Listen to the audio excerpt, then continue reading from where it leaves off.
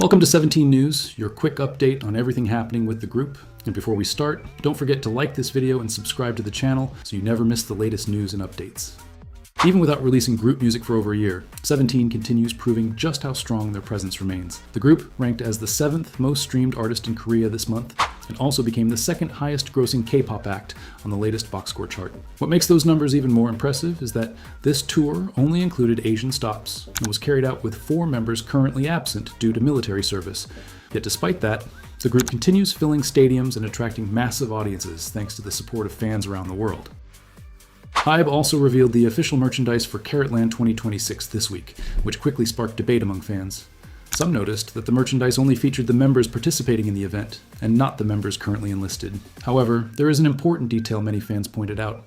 Under South Korean military regulations, enlisted soldiers are prohibited from engaging in profit-generating activities outside their military duties without special permission. This is one of the reasons idols often prepare content before enlistment, allowing it to be released while they are serving. While some fans felt disappointed not seeing all 13 members included, others pointed out that this situation is probably less about favoritism and more about military regulations.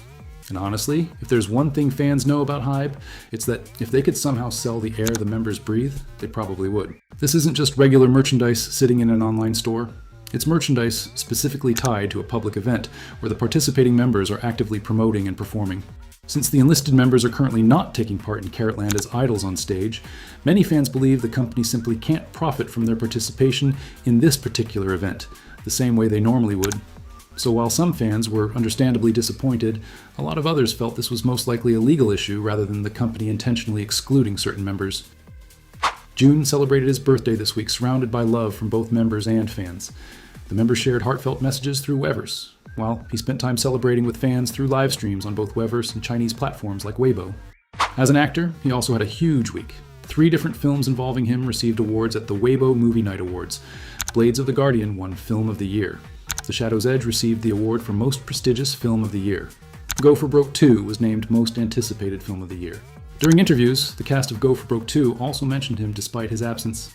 Director Ma added that audiences will get to see a completely different side of Jun in the upcoming movie.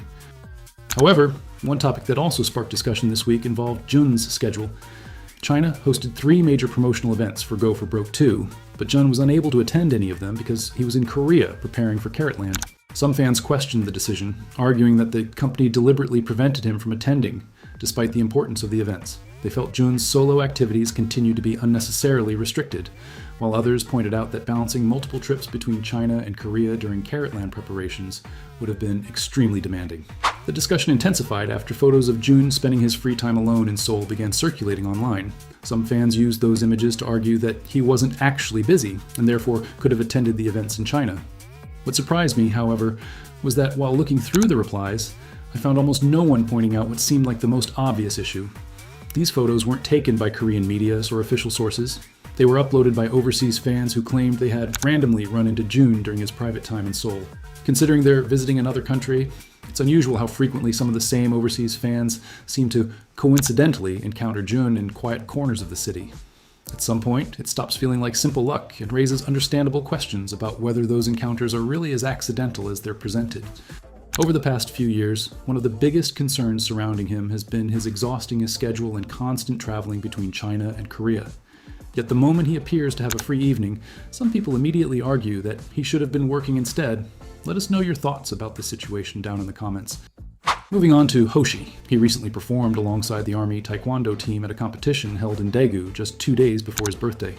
Many fans attended to support the team, and even sent snack and beverage trucks for everyone involved. The team also participated in interviews with local media during the event. One funny detail fans noticed was that Hoshi is currently wearing braces again, something many older fans remembered from his pre-debut days. He's using this period of military service to focus on things like dental treatment rather than immediately pursuing more cosmetic alternatives, often chosen by public figures. One moment from the event also went viral online. It had already been announced in advance that Hoshi would not be taking individual photos with attendees, but one person still tried to approach him for a picture. Fans praised his fellow members for quickly stepping in and redirecting the situation, protecting Hoshi from what could have become an uncomfortable encounter. 2 days later, Hoshi celebrated his birthday, receiving messages from both the members and his Taekwondo teammates. And in classic Hoshi fashion, he did not just receive gifts, he gave one too. As a birthday gift to fans, Hoshi released a brand new song, along with a music video, choreography video, and even a pre-recorded birthday livestream style video. It was also revealed that Hoshi recently funded the construction of 5 new classrooms at a public school in Zambia. According to Fruit of Love Community Chest of Korea, the project has now been completed and will help provide a better learning environment for approximately 250 students. This week's guest on Seungkwan's show was ITZY's Ryujin, and fans of both groups thoroughly enjoyed the episode. The conversation also highlighted something many fans have noticed lately. Most of Seungkwan's recent guests have been female idols. A lot of industry colleagues have previously talked about how comfortable Seungkwan makes people feel, and many viewers pointed out that his guests often appear very relaxed and open during conversations. Unfortunately for fans of female idol interactions, that streak is about to end, because next month's guests will be none other than the members of 17 themselves. Just imagining that episode already sounds chaotic. The production team has even opened a community post where fans can submit questions and suggestions before the episode airs in July. The group's social media accounts have now fully transitioned into the V8 era as promotions continue. They will also hold a special fan party with 300 carats on July 5th at the Cube Convention Center in Seoul. And that's all for today's video. If you'd like to support the channel, you can find the Ko-fi and PayPal links in the description below. Thank you for watching, and I'll see you in the next 17 News.